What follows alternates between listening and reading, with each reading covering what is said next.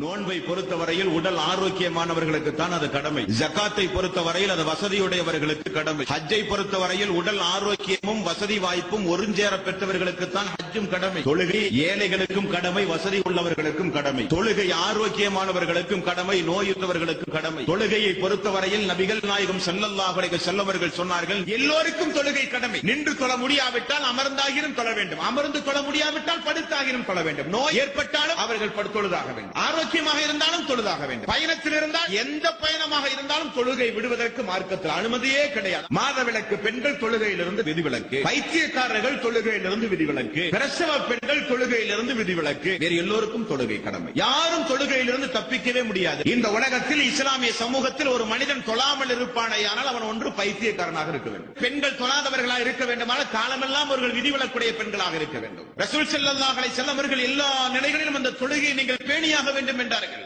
என்றைக்கு அல்லாஹ் போர்க்காலங்களில் நீங்கள் தொழுதாக வேண்டும் என்ற ஆயத்தை இறக்கினானோ அத்தோடு இந்த உலகத்தில் யாருக்கும் தொழுகையை விட அனுமதியே கிடையாது என்றார்கள் சஹாபாக்கள். அந்த அளவுக்கு மிக முக்கியமான ஒரு கடமை தொழுகை என்பது. எந்த ஒரு காரணத்தையும் கூறி தொழுகையை விடுவது மார்க்கத்தில் அனுமதியே கிடையாது. 50 வயது 60 வயது ஆகியும் எத்தனையோ இஸ்லாமிய சகோதரிகள் தொழுகையை நினைத்து கூட பார்க்காமல் இந்த உலகத்திலே வாழ்ந்து கொண்டிருக்கிறார்கள். மிகப்பெரிய தவறு. மரணிப்பதற்குள் நீங்கள் தொழுதாக வேண்டும். நபிகள் நாயகம் ஸல்லல்லாஹு அலைஹி வஸல்லம் அவர்கள் சொன்னார்கள், 2 துண்டாக வெட்டப்பட்டாலும் கீழே தூக்கி எறியப்பட்டாலும் அல்லாஹ்வுக்கு இணை வைக்காதீர்கள், நீங்கள் தொழாமல் இருந்து விடாதீர்கள், தொழுதாக வேண்டும் என்று ரசூல் ஸல்லல்லாஹு அலைஹி வஸல்லம் அவர்கள் சொன்னார்கள். நோய்வாய்ப்பட்டு கிடக்கின்ற அல்லாஹ்வுடைய தூதர், நடக்க முடியாமல் அமர முடியாமல் இருந்த அல்லாஹ்வுடைய தூதர், ஒரு நாள் இஷாவுடைய ஜமாத், ரசூல் ஸல்லல்லாஹு அலைஹி வஸல்லம் அவர்கள் எழுந்து ஒது செய்ய முற்பட்டார். மயக்கமுற்று கீழே விழுந்தார். அப்பொழுதுதான் அல்லாஹ்வுடைய தூதருக்கு தெரிந்தது, நாம் இனி எழுந்து கூட நடக்க முடியாத அளவுக்கு நோய்வாய்ப்பட்டோம் என்று. ஃபضل இப்னு அப்பாஸ் ரலியல்லாஹு அன்ஹு அவர்களையும் அலி ரலியல்லாஹு அன்ஹு அவர்களையும் அழைத்து, என்னை பள்ளிக்கு நீங்கள் தூக்கி செல்லுங்கள். ஆயிஷா ரலியல்லாஹு அன்ஹா அவர்கள் சொல்கிறார்கள், அல்லாஹ்வுடைய தூதருடைய பாதம் நிலத்தில் வைக்க முடியாத அளவுக்கு நோய்வாய்ப்பட்டிருந்த நேரம், அவருடைய பெருவிரல் நிலத்தில் கோடு போட்டுக் கொண்டு சென்றது. அந்த அளவுக்கு நோய்வாய்ப்பட்டிருந்த நேரத்தில் நபிகள் நாயகம் ஸல்லல்லாஹு அலைஹி வஸல்லம் அவர்கள் தொழுகையை கடைபிடித்தார்கள். தரீகா என்றும் சாதுரியா என்றும் பல்வேறு ஆன்மீகவாதிகள் இன்றைக்கு மனித சமூகத்திலே புறப்பட்டிருக்கிறார்கள். நாங்கள் தொழ வேண்டிய அவசியம் இல்லை, எங்களுள் அல்லாஹ் புகுந்து விட்டார். நாங்கள் பார்க்கிற பார்வை அல்லாஹ், பிடிக்கிற கை அல்லாஹ், நடக்கின்ற கால் அல்லாஹ். ஆகவே நாங்கள் தொழ வேண்டிய அவசியம் இல்லை. மார்க்கத்தில் நாங்கள் பூரணம் அடைந்தவர்கள் என்று சொல்லுகிறவர்களும் இந்த மார்க்கத்தில் உண்டு. ஆனால் நபிகள் நாயகம் ஸல்லல்லாஹு அலைஹி வஸல்லம் அவர்கள் மரண நேரத்தில் கூட மக்களால் தூக்கி வரப்பட்டு ஜமாத்தோடு தொழுதார் என்றால் தொழுகையினுடைய முக்கியத்துவத்தை நீங்கள் புரிந்து கொள்ள வேண்டும் என்பார்ந்த சோழர்களே.